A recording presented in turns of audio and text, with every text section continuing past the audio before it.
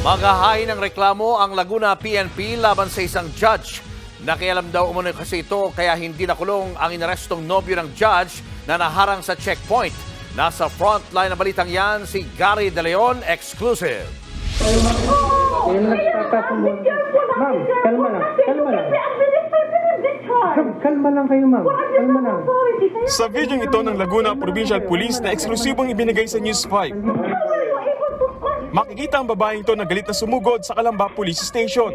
Kasalukuyang pinoproseso ng mga pulis ang isang suspect na nahuli sa checkpoint dahil sa mga hindi rehistradong baril. Pero ang babaeng napasugod, inuutusan silang tanggalin ang posas nito. Can you remove his handcuff? Siguro, ma'am. Ina-undertake ko na po siya. Ang mga pulis, napatanong kung asawa ba ng babae ang suspect. He's not my husband. Sabi niya kanina, asawa niyo. No, we're not legally married. Kinilala ang babae sa video na si Santa Cruz Laguna RTC Judge Suerte Afresio at partner ng judge ang inarestong si Arnold Mayo. Ganda gabi po. Linggo ng gabi, nasita sa checkpoint si Mayo dahil sa city ordinance violation. Nang magpakita raw ito ng luma at peking ID ng pulis. Sir, doon muna kayo, tayo muna kayo. Dito na hinalugog sa checkpoint ang kanyang mga gamit. Nakumpiska kay Mayo ang dalawang hindi rehistradong kalibre 45 na baril. Wala siyang LTAP na ma-present and wala din siyang permit to carry. Marami siyang present na ID, which is doon sa present niyang ID halos karamihan ay peke.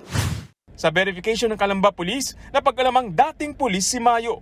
Na-dismiss siya noong 2012 matapos masawi ang 4 na tao sa sumabog na vintage bomb. Imbes kasi na ipagkatiwala sa bomb expert, ipinawelding umano ito ng grupo ni Mayo. Dalawa sa mga nasawi ay mga kabaro ni Mayo na rumuspende sa insidente. Kabilang naman si Mayo sa 8 sugatan. No, I would not. Ilang oras matapos arestuin si Mayo, dito na sumugod sa presinto si Judge Opresio.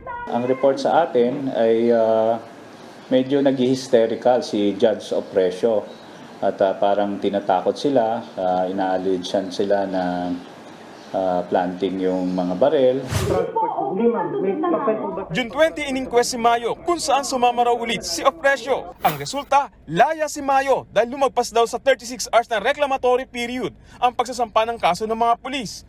Tingin ng PNP, di dapat makakalaya si Mayo kung hindi nakialam si Opresio. Very unusual po yung ganon sa isang honorable judge na mag-i-intervene kung wala ka naman personality dun sa tao or sa suspect.